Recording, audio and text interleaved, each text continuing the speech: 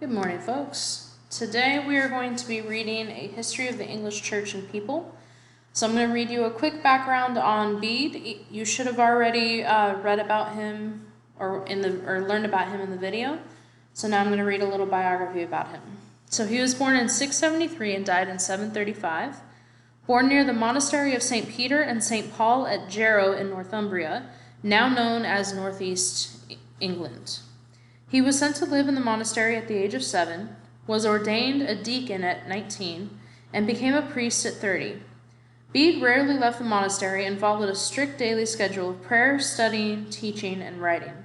During his lifetime, he completed more than 60 books on religious and scientific topics, most of which have survived to the current day.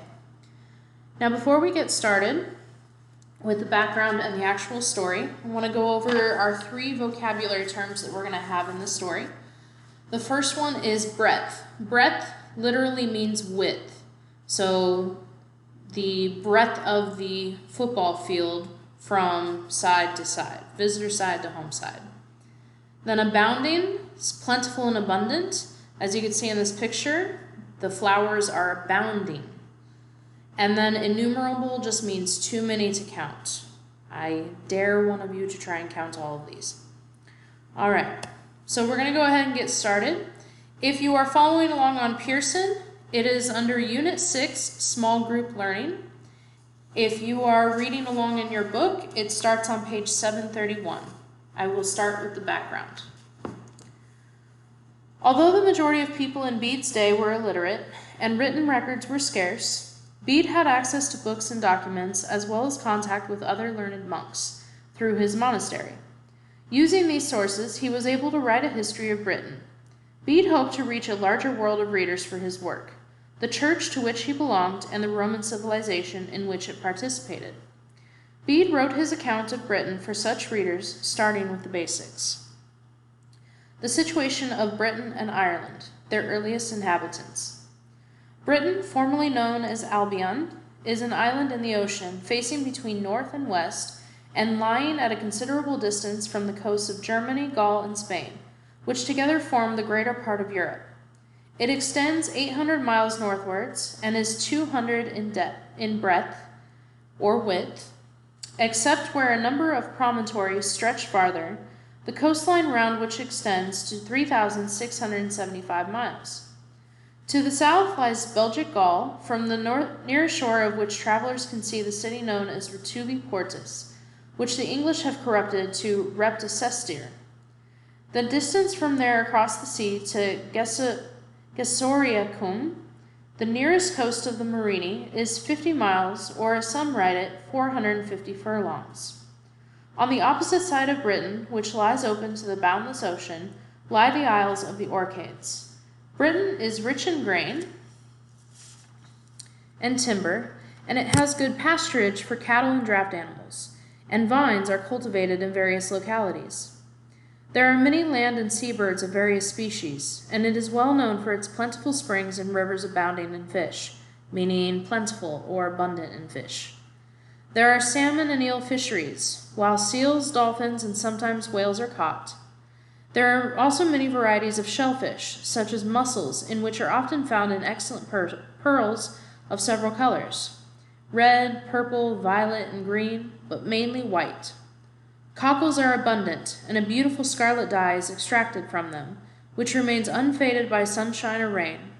Indeed, the older the cloth, the more beautiful its color. The country has both salt and hot springs, and the waters flowing from them provide hot baths, in which the people bathe separately according to age and sex. As St. Basil says, water receives its heat when it flows across certain metals, and becomes hot and even scalding. The land has rich veins of many metals, including copper, iron, lead, and silver. There is also much black jet of fine quality, which sparkles in firelight.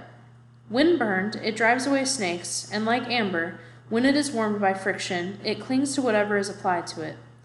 In old times, the country had 28 noble cities, and innumerable or too many to be counted cities, or castles, all of which were guarded by walls, towers, and barred gates. Since Britain lies far north toward the pole, the nights are short in summer, and at midnight it is hard to tell whether the evening twilight still lingers, or whether dawn is approaching. For in these northern latitudes, the sun does not remain long below the horizon at night. Consequently, both summer days and winter nights are long, and when the sun withdraws southwards, the winter nights last 18 hours.